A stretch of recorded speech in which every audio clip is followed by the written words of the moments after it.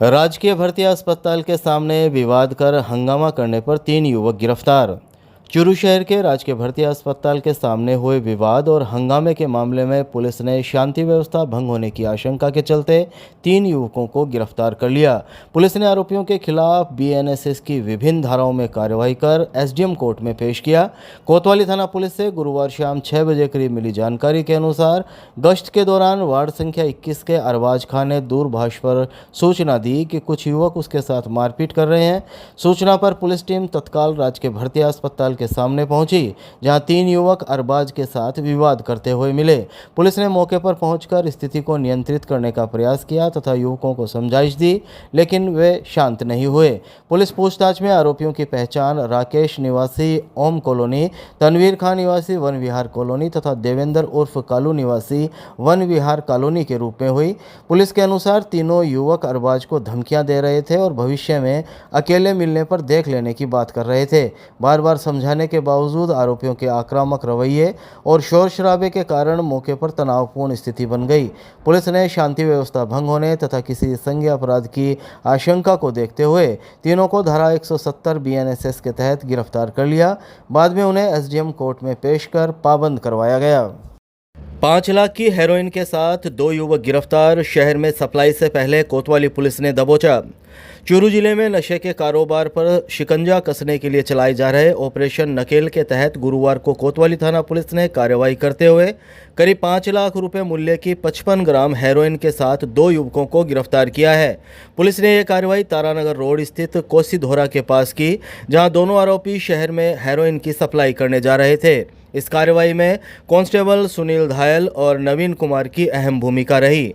कोतवाली थाना के सब इंस्पेक्टर कृष्णाराम बिश्नोई ने दोपहर 1 बजे करीब बताया कि एसपी निश्चय प्रसाद एम के निर्देश पर मादक पदार्थों की तस्करी के खिलाफ ऑपरेशन नकेल चलाया जा रहा है, जिसके तहत कोतवाली पुलिस ने तारानगर रोड पर कोसी धोरा के पास कार्रवाई के दौरान 2 युवकों को रोककर तलाशी ली। तलाशी में 24 वर्षीय तनवीर पुत्र अब्दुल निवासी वार्ड संख्या 59 ईदगाह कॉलोनी के कब्जे से 22 ग्राम हेरोइन तथा 24 वर्षीय मनान पुत्र अब्बास काजी निवासी वार्ड संख्या 10 चमन बास के कब्जे से 33 ग्राम हेरोइन बरामद हुई। बरामद कुल 55 ग्राम हेरोइन की बाजार कीमत लगभग 5 लाख रुपए बताई जा रही है।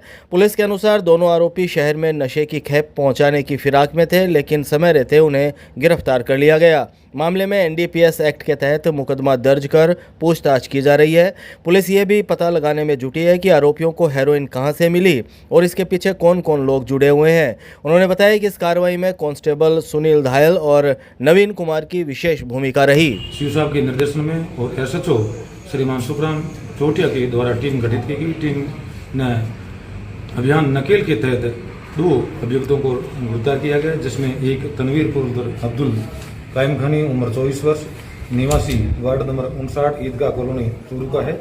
इसके कब्जे से 22 ग्राम हेरोइन बरामद की गई है। और दूसरा मनान अब्बास पुत्र अब्बास चौहान काजी मुसलमान उम्र 24 वर्ष वार्ड नंबर 10 चमन बास का रहने वाला है। उसके कब्जे से 33 ग्राम हेरोइन चिट्टा बरामद किया गया। और इस संपूर्ण कार्रवाई में थाने के कांस्टेबल श्री नवीन कुमार और सुनील कुमार धायल की अहम भूमिका रही। तो कोसो जो तारानगर रोड पर कोसो भी धोरा है गौशाला के पास, उसके पास में ये कोई यहाँ का जो इनका खरीदार था, उनको ये देने के फिराक में थे और मुखबिर की सूचना मिली और इनको राउंड अप कर दिया और इनके कब्जे से हेरोइन बरामद कर दिया। अंतर्जातीय विवाह प्रोत्साहन राशि में रिश्वत मांगने का मामला दर्ज। समाज कल्याण विभाग का कनिष्ठ सहायक जांच के घेरे में। चूरू के भ्रष्टाचार निरोधक ब्यूरो ने गुरुवार को सामाजिक न्याय और अधिकारिता विभाग के एक कनिष्ठ सहायक के खिलाफ अंतर्जातीय विवाह प्रोत्साहन योजना की सहायता राशि दिलाने की एवज में 50,000 रुपये रिश्वत मांगने के आरोप में मामला दर्ज किया है, जिसकी जांच जारी है। एसीबी से शाम 5 बजे करीब मिली जानकारी के अनुसार एक परिवादी ने 17 फरवरी 2026 को शिकायत दी थी कि उसने अंतर्जातीय विवाह किया है तथा राज्य सरकार की ओर से मिलने वाली 10 लाख रुपए की प्रोत्साहन सहायता राशि के लिए ऑनलाइन आवेदन किया था। आवेदन में कथित कमी बताकर विभाग में कार्यरत कनिष्ठ सहायक पवन कुमार थालोड़ ने सहायता राशि स्वीकृत करवाने के बदले 50,000 रुपये रिश्वत की मांग की। शिकायत के अनुसार आरोपी ने 25 25,000 रुपये पहले तथा शेष 25,000 रुपये सहायता राशि मिलने के बाद देने की शर्त रखी थी। उप महानिरीक्षक एसीबी बीकानेर नारायण टोगस के सुपरविजन में एसीबी चूरू के एएसपी महावीर प्रसाद शर्मा द्वारा शिकायत का सत्यापन करवाया गया। सत्यापन के दौरान आरोपी द्वारा रिश्वत मांगने की पुष्टि होने पर ट्रैप कार्रवाई की तैयारी की गई, लेकिन बाद में आरोपी का कार्य विभाजन बदल जाने से कार्रवाई आगे नहीं बढ़ सकी। एसीबी मुख्यालय जयपुर को रिपोर्ट भेजे जाने के बाद इसके खिलाफ 25 जून 2026 को मुकदमा दर्ज किया गया है। ब्यूरो ने आमजन से अपील की है कि कोई भी अधिकारी या कर्मचारी रिश्वत मांगता है तो इसकी शिकायत हेल्पलाइन 1064 या एसीबी के व्हाट्सएप नंबर पर करें। ट्रांसफर पर रोक हटाने सहित विभिन्न मांगों को लेकर सड़कों पर उतरे शिक्षक, चूरू में निकाली चेतावनी रैली। चूरू में राजस्थान शिक्षक संघ के प्रांतीय आह्वान पर गुरुवार को जिले भर के शिक्षक अपनी विभिन्न मांगों को लेकर सड़कों पर उतर आए। जिला मुख्यालय पर शिक्षक भवन से कलेक्ट्रेट तक निकाली गई चेतावनी रैली में बड़ी संख्या में शिक्षक शिक्षिकाओं ने भाग लेते हुए सरकार के खिलाफ प्रदर्शन किया और मांगों के समर्थन में जोरदार नारेबाजी की। जिले के विभिन्न ब्लॉक से शिक्षक झंडे, बैनर और तख्तियां लेकर शिक्षक भवन पहुंचे। रैली से पूर्व आयोजित सभा में वक्ताओं ने शिक्षकों से जुड़े लंबित मामलों पर सरकार का ध्यान आकर्षित करते हुए संघर्ष को तेज करने का आह्वान किया। शिक्षक संघ शेखावत के प्रदेश उपाध्यक्ष भंवरलाल कसवा ने दोपहर 2 बजे करीब बताया कि शिक्षकों की जायज मांगों की लगातार अनदेखी की जा रही है। उन्होंने चेतावनी दी कि यदि सरकार ने समय रहते सकारात्मक निर्णय नहीं लिया तो आंदोलन को और व्यापक स्वरूप दिया जाएगा। सभा के बाद जिला अध्यक्ष सुरेंद्र सिगड़ और जिला मंत्री वेदपाल मलिक के नेतृत्व में रैली शिक्षक भवन से रवाना हुई, जो सैनिक बस्ती पंखा सर्किल होते हुए कलेक्ट्रेट पहुंची। शिक्षकों की भारी मौजूदगी के चलते प्रशासन ने सुरक्षा व्यवस्था के अतिरिक्त पुलिस जाब्ता तैनात किया था। कलेक्ट्रेट पहुंचकर शिक्षकों ने प्रदर्शन किया और शिक्षा मंत्री के नाम जिला कलेक्टर को ज्ञापन सौंपा। ज्ञापन में 3rd ग्रेड शिक्षकों के तबादलों पर लगी रोक हटाने, पूर्व नियुक्त शिक्षकों के लिए टेट की अनिवार्यता समाप्त करने, पे प्रोटेक्शन संबंधी समस्याओं का समाधान करने तथा शिक्षकों के अन्य लंबित सेवा संबंधी मामलों का शीघ्र निस्तारण करने की मांग की गई। शिक्षकों ने स्पष्ट किया कि मांगें नहीं मानी गई तो प्रदेशव्यापी आंदोलन को और तेज किया जाएगा। राजस्थान शिक्षक संघ शेखावत लंबे समय से शिक्षकों की डिमांड को लेकर आंदोलनरत है। सरकार ने तो वार्ता कर रही है, नए शिक्षकों के किसी भी समस्याओं का समाधान कर रही है। तृतीय श्रेणी शिक्षकों के ट्रांसफर पिछले 8 साल से नहीं हुए। शिक्षक पिछले साल छुट्टियों में भी जयपुर पैदल कूच किया था। सरकार ने आश्वासन दिया था कि हम ट्रांसफर करेंगे तृतीय श्रेणी अध्यापकों के भी।